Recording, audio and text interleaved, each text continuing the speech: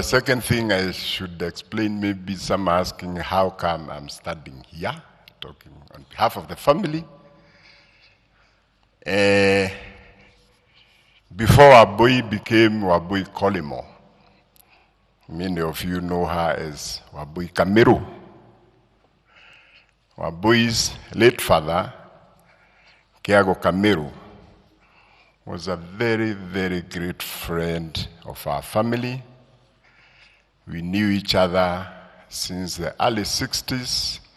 He went to school with our brother, MATIANG'I, and that friendship lasted throughout his lifetime. And I must say on the onset, most of you don't know him, but Kiago was a good man. He was an honest human being. He was a teetotaler, a non-smoker, in the middle of a very wild crowd. And he was always the life of the party despite his soberness.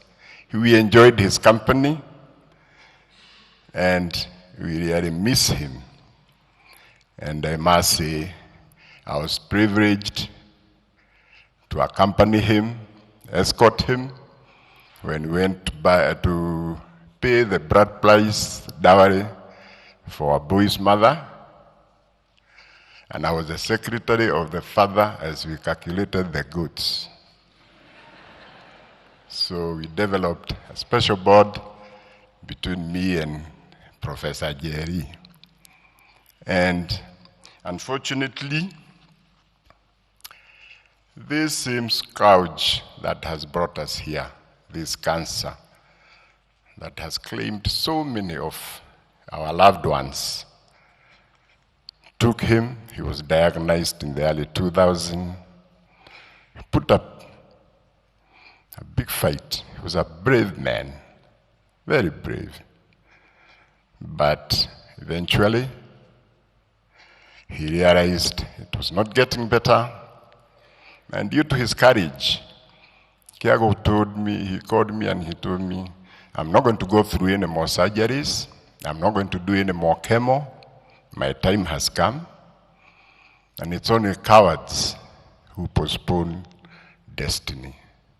I read some of his son-in-law's words, and they resonate. He told me, we are all going to die. Nobody will remember me for dying. But I want to do something with the rest of my life that people will remember me with. And we know with his family, he did many things in the time that was left. I decided to mention that because I'm sure a lot of know Wambui as Wambui Kamiru, and very few of you know who Kamiru was. He succumbed in the year 2007, and in one of our last conversations, he told me, Kongo, I'm going, and I want you to look after my young family. Anytime they need you to study with them, please be there. And I promised to do that, and that's why I'm studying here today. So, same reason, when Bob Collymore came calling, looking for a boy's hand in marriage, it's me he encountered. He didn't have a choice. And as you've heard, Collymore was an articulate man in plan and execution. And this occasion was no exception. He put up a team which he thought were the best negotiators in town. And he was not mistaken. That team was led by none other by the then Attorney General, Professor MATIANG'I. A professor and an Attorney General, no less. And they came to our home. Of course, MATIANG'I, because of the connotations of our name, Kongo MATIANG'I, tried to intimidate me to call him father. I agreed, but that didn't help him. He tried to pull rank as the Attorney General. That didn't wash. And they realized they have come up against a seasoned Dowry bargainer. And of course, I was quick to remind him about his son's 7-figure salary. And things didn't help because his deputy was Joshua Oigara, the CEO of KCB. And I told him I believe he could open the KCB votes on a Saturday afternoon. So we had a nice afternoon. Bob, of course, was very worried. He had no idea what was going on. But the beauty about it is he kept on telling Professor, whatever they want, just do it. Fortunately, I could understand. But eventually, with us, that is just the banter. Otherwise, we have the limits, we have what's laid down. You can't ask for more than what's allowed. But of course, you gain by putting penalties and fines, real and imagined.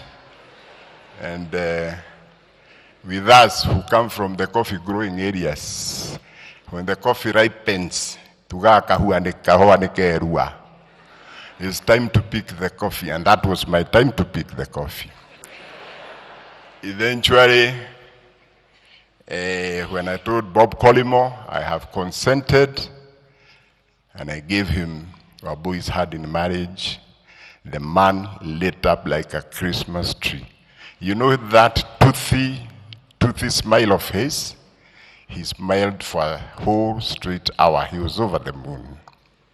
And I must say, between me and Mama Wambui, from that day, we have never regretted giving our beautiful daughter to Bob.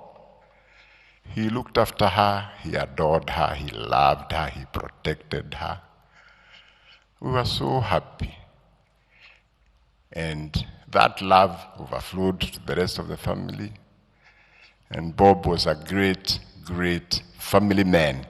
Some of you will describe Bob in his corporate role, the captain of the captains. But once Bob drove into his compound, you would not recognize him. He becomes this playful, jocular, happy man, joking with his wife. He would go on his force to give the children a giddy up. And those corporate fellows, if you found Bob in his house, you wouldn't recognize him. We have always been grateful for him. And as we traveled this journey with Wambui, we really felt for her. So today we remember him as a great man.